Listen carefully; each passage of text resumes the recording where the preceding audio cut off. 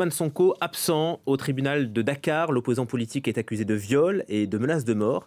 Son procès a repris ce matin, mais sans lui, car il dit craindre pour sa sécurité. Sarah Sacco, bonjour, vous êtes en direct de Dakar. Quel était l'enjeu de l'audience ? Écoutez, l'audience a commencé en milieu de matinée dans la grande salle 4 du palais de justice, qui est salle qui était presque pleine.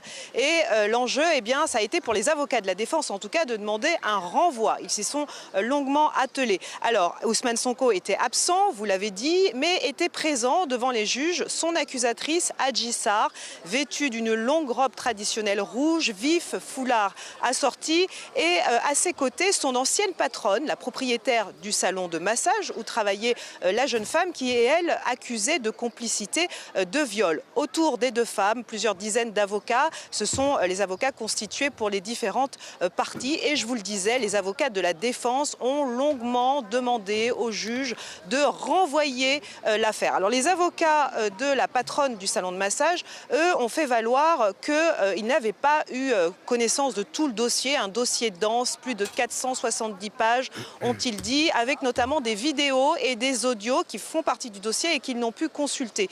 Quant aux avocats d'Ousmane Sonko, qui ont eux aussi pris la parole et qui voulaient également un renvoi, eux ont fait valoir que leurs clients n'avaient pas reçu une convocation régulière pour venir assister à l'audience et donc il fallait un renvoi pour pouvoir rectifier ce problème de procédure selon eux. Donc voilà pour ce qui s'est passé principalement ce matin, mais le juge a tranché, il a dit non, pas de renvoi, les débats auront lieu après la suspension.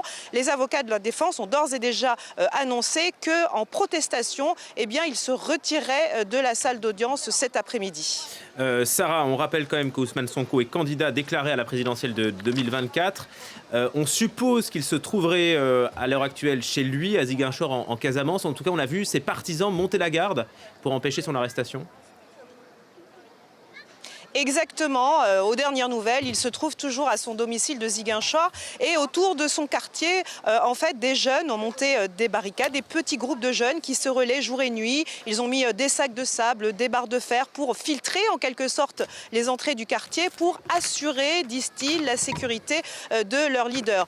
D'après nos informations, la situation était calme, l'ambiance était calme ce matin à Ziguinchor. C'est également le cas ici à Dakar où certes les écoles sont restées fermées par crainte de autour de ce procès qui suscite beaucoup de tensions, on l'a vu, mais pour le reste, la vie suit son cours dans la capitale sénégalaise. Merci beaucoup Sarah Sacco en direct de Dakar pour France 24.